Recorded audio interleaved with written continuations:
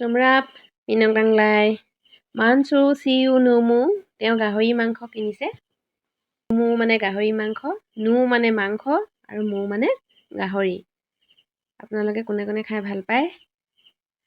যিকোনো মাংসৰ ক্ষেত্ৰতে নু শব্দটো ব্যৱহাৰ কৰিব পাৰি। যেনে নু কাই মানে কুকুৰা মাংস, নু পেট মানে হাঁহ মাংস, চেংনাই কাও টিপচিউ পুমু।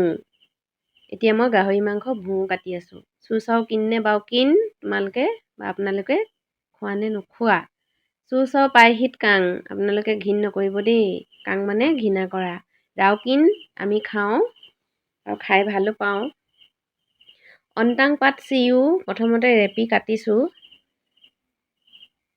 টনলন তাক টিক দি তাৰপিছত ভালকৈ উতলাম।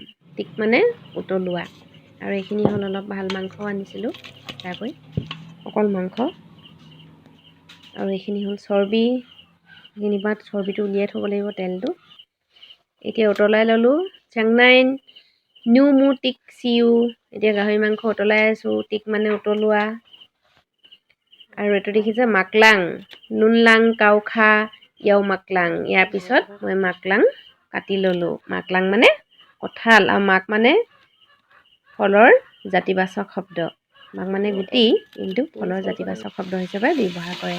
কাও চিয়েন চিউ নু মু, গাহৰি মাংস ভাজি আছোঁ। মই গাহৰি মাংস ভাজি আছোঁ। এতিয়া সেই মাংসখিনি ভাজি আছোঁ টি5 জুইশালত। টি5 মানে হ'ল জুইশাল।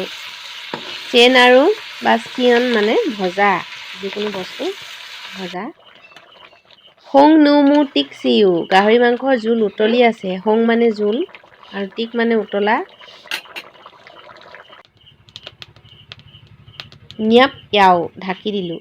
ন্যাপ মানে ঢাকি দিলোঁ। চুক দি চুট য়াও, ভালকৈ সিজোৱা শেষ হ'ল আৰু তাৰপিছত আমি খাবলৈ আৰম্ভ কৰিলোঁ। চাংনাই তাক দাইহিত হাওকিন কুম, খোৱা পিয়া আৰম্ভ হৈ গ'ল। তাৰপিছত লুকলাও দৈ নুমু, লুকলাওৰ লগত গাহৰি মাংস। দৈ মানে লগত,